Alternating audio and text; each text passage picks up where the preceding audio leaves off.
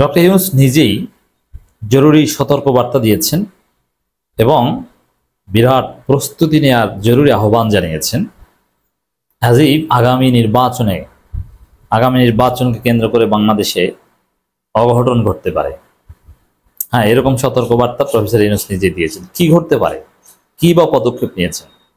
আসলে কি শেষ পর্যন্ত কিছু ঘটবে, না এই যে সতর্কবার্তা আগেভাগেই বলেছেন তাতেই পরিস্থিতি নিয়ন্ত্রণে আসবে? দর্শক, খবর, সবচেয়ে খারাপ পরিস্থিতি মোকাবেলার প্রস্তুতি নিতে বললেন প্রধান উপদেষ্টা। মানে সবচেয়ে খারাপ প্রস্তুতি, বড় ধরনের কোনো স্যাবোটাজ, বড় ধরনের কোনো হামলা, নির্বাচন বানচাল করতে বড় কিছু এটা ঘটতে পারে। কি সেটা, কিসের প্রেক্ষিতে এটা প্রধান উপদেষ্টা বলেছে? প্রথম কথা হচ্ছে, আপনারা দেখছেন দর্শক যে শেখ হাসিনা আন্তর্জাতিক গণমাধ্যমে সাক্ষাৎকার দিতে শুরু করেছে। শেখ হাসিনা সাক্ষাৎকার দিতে শুরু করেছে, বিষয়টা এত সরল নয়। ভারত শেখ হাসিনার মাধ্যমে সাক্ষাৎকার দেয়াচ্ছে। শেখ হাসিনা 5 আগস্ট পালিয়েছে, 6 আগস্টেই চাইলে সাক্ষাৎকার দিত যদি ভারত সুযোগ দিত, কিন্তু ভারত বলেছে চুপচাপ বসে থাকো।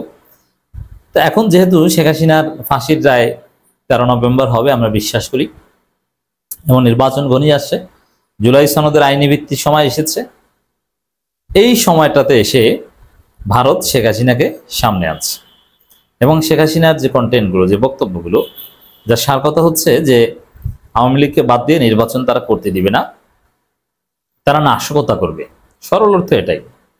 তো ওইটাকেই হয়তো প্রফেসর ইউনূস পিক করেছেন যে না, আগামী নির্বাচনকে কেন্দ্র করে একটা খারাপ পরিস্থিতি ওরা ঘটাতে পারে, তা আমাদেরকে সতর্ক থাকতে হবে, মোকাবেলা করতে হবে, প্রস্তুতি নিতে হবে। তাহলে আওয়ামী লীগের যে নাশকতার পরিকল্পনা, ওইটাকে ইঙ্গিত করা হয়ে থাকতে পারে। আর দ্বিতীয় হচ্ছে, এখানে আরেকটা আশঙ্কা আছে, বিএনপি আসলে নির্বাচন চায় না বা নির্বাচন বানচাল করতে চায়, তারা জুলাই ভুলিয়ে দিতে চায়। বিএনপির একটা বিরাট সংকট আছে, বিএনপি ক্ষমতা আসতে পারবে না, তাদের জনপ্রিয়তা নেই, এজন্য নির্বাচন বানচাল বা এরকম নানান কিছুতে বিএনপির যোগসাজশ থাকতে পারে। অতএব হারু পার্টি সবসময় নির্বাচন বানচাল করতে চায়। অতএব আওয়ামী লীগ তো আছেই, অ্যাট দি সেম টাইম বিএনপিও ঘটনা ঘটাতে পারে। এইরকম একটা ভয় থেকে প্রফেসর ইউনূসের আশঙ্কা হয়ে থাকতে পারে। এখন আসলে কি কিছু পারবে? না, কিচ্ছু পারবে না। চেষ্টা করবে কিন্তু ধরা পড়বে, দোলাই খাবে। আপনাদের মনে আছে 5 আগস্টের পর আওয়ামী লীগ আনসার বিদ্রোহ, অমুক তমুক, প্রশাসনিক কু, জুডিশিয়াল কু করার চেষ্টা করেছিল না? দেখেন, এখন এনসিপি, জামাত, বিএনপির মধ্যে দূরত্ব, কিন্তু আওয়ামী লীগ কিছু করতে গেলে আওয়ামী লীগকে পেটাতে সবাই ঐক্যবদ্ধ হবে, আওয়ামী লীগকে পিটিয়ে হাত পা ভেঙে দেওয়া হবে, ওদের রাজনীতি একদম নাই করে দেওয়া হবে। ওরা কিচ্ছু করতে পারবে না। যারা ওদের হয়ে দেশে বিভিন্ন নাশকতা বা স্যাবোটাজ করতে যাবে, ওরা ধরা পড়বে, ওদের এক পর্যায়ে ফাঁসি হবে। যেমন আগামী নির্বাচনকে কেন্দ্র করে বড় কোনো অঘটন যদি কেউ ঘটাতে চায়, প্রশাসনের কেউ, আর্মির কেউ, ওর ফাঁসি হবে, কিচ্ছু করতে পারবে না। আওয়ামী লীগ এখন মরা হাতি, যে কেউ লাথি দিতে পারে। এই মরা হাতির কোনো পাওয়ার নাই, জাস্ট একটা বড় দৈত্যের মতো কিছু একটা বসে পড়ে আছে, ক্রেন দিয়ে না ধাক্কাইলে সে নড়াচড়া করতে পারে না। অতএব আওয়ামী লীগ কিছুই করতে পারবে না।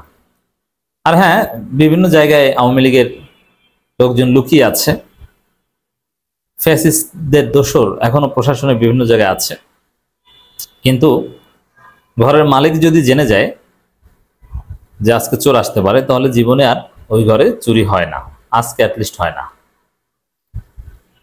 কারণ মালিক জেনে গেছে।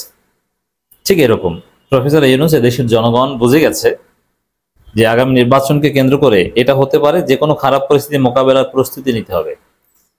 অতএব খারাপ কিছু ঘটবে না, ওটা ঠেকিয়ে দেওয়া যাবে। আর বিএনপি যদি খারাপ কিছু ঘটায়, তাহলে রাজনীতি থেকে বিএনপি স্থায়ীভাবে হারিয়ে যাবে। অতএব বিএনপি এত বড় সাহস করবে না। বিচ্ছিন্নভাবে বিএনপি সন্ত্রাসীরা আকাম করবে, মাইর খাবে। যেমন এই ছাত্র সংসদ নির্বাচনে বিএনপি গোহারা হেরেও বেশি বড় আকাম করেনি। কেন করেনি? বেশি বড় আকাম করতে গেলে আমসালা সব যাবে, স্থায়ীভাবে রাজনীতি থেকে হারিয়ে যাবে। ওই আওয়ামী লীগের সাথে দিল্লিতে, কলকাতায় গলাগলি করে থাকা লাগবে, এছাড়া কোনো উপায় নেই। এজন্য বিএনপিও বড় আকাম করতে বা কেউ বড় আকাম করতে সাহস পাবে না, এক্সেপ্ট আওয়ামী লীগ। আর আওয়ামী লীগ করতে পারবে না, ধরা পড়বে। অত টেনশনের কিছু নেই। তবে আমাদের প্রস্তুতি নিতে হবে, ইউনূস সরকারের পাশে থাকতে হবে, এটাই হচ্ছে বাস্তবতা।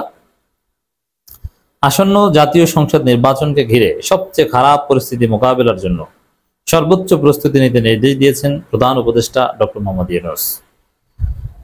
নির্বাচনের প্রস্তুতি নিয়ে সরকারের উচ্চ পর্যায়ের এক বৈঠকে এমন নির্দেশনা দেওয়া হয়েছে বলে জানিয়েছেন প্রেস সচিব শফিকুল আলম। মানে সরকারের মধ্যে উদ্বেগ উৎকণ্ঠা আছে, চ্যালেঞ্জ আছে। তবে হ্যাঁ, ভারত যেভাবে শুরু থেকে ইউনূস সরকারকে ডিস্টার্ব করেছিল, চাপ দিয়ে আওয়ামী লীগকে বৈধতা দেওয়ার চেষ্টা করেছিল, কিন্তু কিছুই তো পারেনি। ইউনূস তো ভারতকে বৃদ্ধাঙ্গুলি দেখিয়েছেন, ছাত্রলীগ নিষিদ্ধ করেছে, আওয়ামী লীগ নিষিদ্ধ করেছে, আওয়ামী লীগের বিচার করছে, শেখ হাসিনার বিচার রায় পর্যন্ত এনেছে। এর মানে ভারত যে চেষ্টা করছে এতদিন তো পারেনি। ভারত তো হারু পার্টি, লুজার্স পার্টি বাংলাদেশে। ইন্ডিয়ান হেজিমনি তো নাই। আমাদের লড়াইটা, আমাদের সংগ্রাম, আমাদের বিজয় তো ভারতের বিরুদ্ধে। অতএব ভারত কিছু পারবে না। সরকারের উচ্চ পর্যায়ের নির্দেশনা আছে মানে এই ষড়যন্ত্র ব্যর্থ হবে, এটা আমরা বিশ্বাস করি। প্রধান উপদেষ্টার বাসভবন যমুনায় 2 ঘন্টার অধিক সময় ধরে বৈঠক অনুষ্ঠিত হয়। পরে বিষয়ে ফরেন সার্ভিস একাডেমিতে ব্রিফিং করেন প্রেস সচিব। তিনি বলেন, সোশ্যাল মিডিয়ার ডিসইনফরমেশন, নির্বাচনের গুরুত্বপূর্ণ পদায়ন, নির্বাচন কর্মকর্তাদের প্রশিক্ষণে আইন শৃঙ্খলা পরিস্থিতি নিয়ন্ত্রণে নিয়ে প্রায় 2 ঘন্টা বৈঠক। এগুলোর প্রত্যেকটা বিষয় নিয়ে বাংলাদেশ জাতীয়তাবাদী আপত্তি পার্টি বিএনপির আপত্তি আছে যে এই হচ্ছে, এইটা সেই হচ্ছে, এই জামাত তমুক।